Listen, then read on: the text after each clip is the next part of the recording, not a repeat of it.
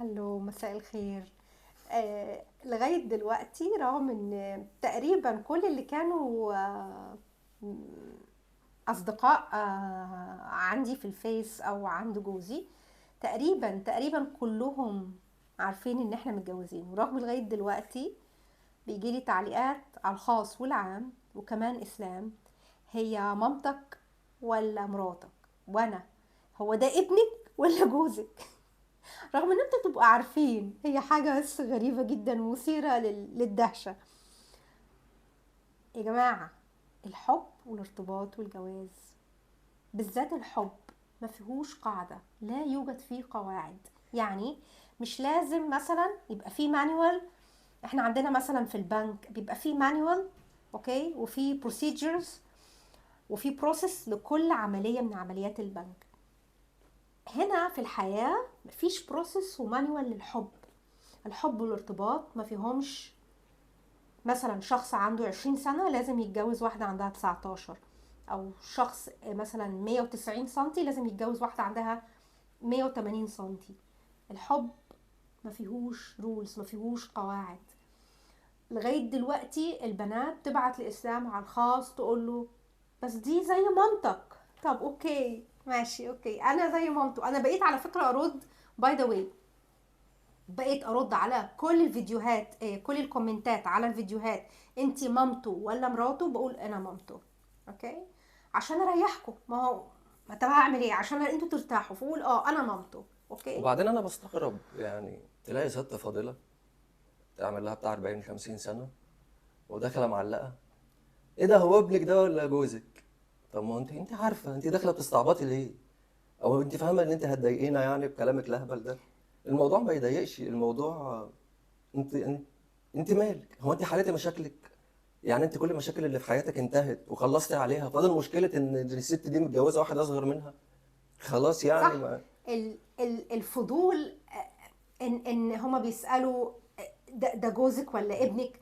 او دي مراتك ولا مامتك؟ وتلاقي حد سايق يعني في كل بوست داخل نفس يعلق نفس الكومنتات. الكلام بيتقال هو انت حليت مشاكلك اللي في الدنيا، مشاكل عيالك والمدارس والغلا اللي احنا فيه، الكلام ده كله؟ فاضل مشكلة ان اسلام ونهى فرق سن بينهم. ايه المشكلة فرق 13 سنة؟ انا مش شايف ان. والموضوع ده هو مقرقك في ايه؟ مضايقك في ايه؟ يعني جوازي مثلا من شخص اصغر مني ب 13 سنه، الموضوع ده مثلا لاكس او واي او زد، تعبك في ايه؟ تعبك في ايه؟ مؤرقك انت في ايه؟ مضايقك في ايه؟ يعني اكبروا يا جماعة وانضجوا بقى يعني، شوية نضج شوية يعني، مش معقول كده التفاهة والسفاهة اللي انتوا فيها. يعني شكلكم وحش. انا اما اشتم حد ارد بكلمه وحشه انت بتنبسط؟ انت ما ضايقتنيش على فكره. انا عايش حياتي ومبسوط مع مراتي. انا مش متضايق من كلامك بس. احنا عادة لما بنرد ما بنشتمش، باي ذا واي.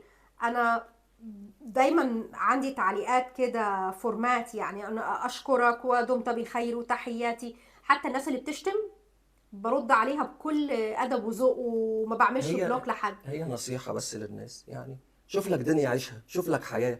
او انت ست فاضيه مش لاقي حاجه تعمليها وداخله ترازي الخلق اللي موجوده على الفيسبوك اللي حاطط جيت صوره. الايف، جيت الايف، جيت الايف. 100 مره انا بكتب التعليق ده للناس اللي بيدخلوا يشتموا بقى، يقولوا بذاءات اتعلمي بقى حاجه يا وشتيمه. حاجه اللي قاعده مش عاجبك نهى واسلام، روحي كوريكت. اتعلمي حاجه. برافو.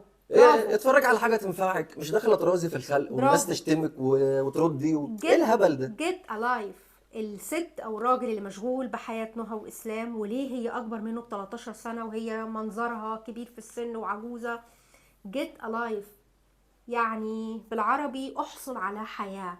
يعني روح الجيم، اقرأ كتاب، اتعلم، خد كورس اونلاين، ادخل اطبخ اكلة حلوة، اخرج مع اصحابك، سافر، اه، ارقص، غني، اتنطط، وشيل الناس من دماغك هترتاح.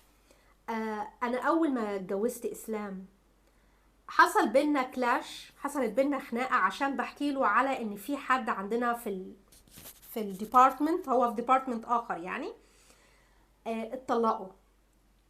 فبحكي له عن واقعة الطلاق، فقال لي جملة انا في الاول اتضايقت جدا من الجملة دي، وبعد كده اكتشفت ان هو عنده حق. قال لي: وانتي مالك؟ انا بحكي له بقول له: شفت طلقها وهي كانت مش عارف ايه وهو ايه. قال لي: وانتي مالك؟ وانا مالي ان الاكس طلق واي. نهى ما تحرقيش بنزين، الجمله دي بترن في دماغي كل يوم، ورحمه ماما. جمله اسلام دي معلمه في دماغي كل يوم، بترن في دماغي. نهى ما تحرقيش بنزين على الفاضي.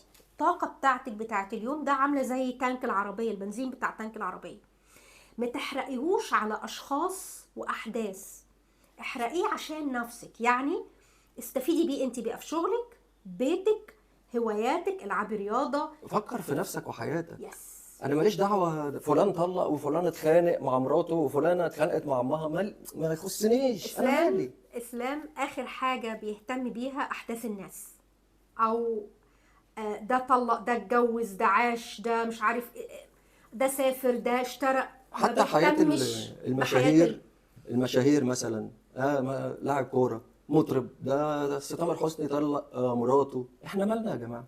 انا مالي؟ هشغل نفسي بهو طلق مراته ليه وايه اللي حصل بينهم؟ اسلام كل ما اجي اقول له على خبر يقول لي وانا مالي؟ بتقولي لي ليه؟ بتشغليني ليه بالتفاهات دي؟ بالنسبه له اي حاجه خارجه عن نطاق شغله وبيته وبنته وانا واخواته ما تهموش، ما تهموش. وانا اللي هي ايه، صحتي، شغلي بس. اما انا مثلا عايزه اشتري حاجه، اخر حاجه بيفكر فيها هو انا هشتري ولا لا. هو صحيح بيتخانق معايا بعد الشراء احيانا، بس هو ما بيهموش لا احداث ولا اشخاص. هو بيهمه، بيركز في شغله، بيركز في حياته، بيركزش مين اتجوز مين، ومين اكبر من مين، ومين اصغر من مين. ف جيت لايف يا جماعه، احصلوا على حياه، عيشوا، اتمتعوا، وملكوش دعوه بالناس، خليكوا في حالكوا، كل واحد يبص في ورقته. اللي عنده كلمه حلوه يقولها، واللي ما عندوش كلمه حلوه حط لسانك في بقك. يس. يس. باي. باي.